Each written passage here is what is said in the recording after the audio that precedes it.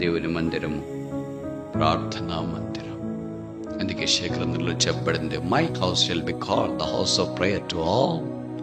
నా మందిరము సమస్త జనులు, కొంతమందికే కాదు, సామాన్యులకే కాదు, ప్రార్థన అవసరం ఉన్న వాళ్ళకే కాదు, బడుగులకే కాదు, బలహీనులకే కాదు, గొప్పవారికే కాదు, గనులకే కాదు, తెలివైన వాళ్ళకే కాదు.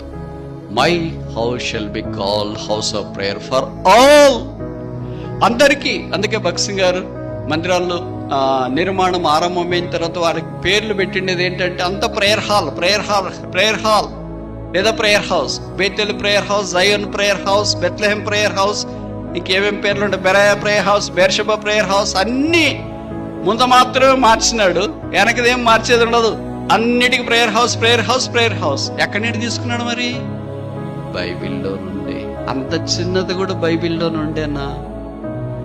అంత చిన్నది బైబిల్లో నుండి తీసుకొని బైబిల్ మనకు నేర్పిన దైవజన్య యొక్క ఆత్మ సంబంధమైన జీవితాన్ని కొనసాగించడానికి స్థితిపజ్ఞలమై కనీసం విషయమంతైనా ప్రయత్నం చేయాలిగా. సొలొమోను దేవుని మందిరము నిర్మాణము పూర్తి చేసిన తర్వాత మహిమ దిగి వచ్చింది.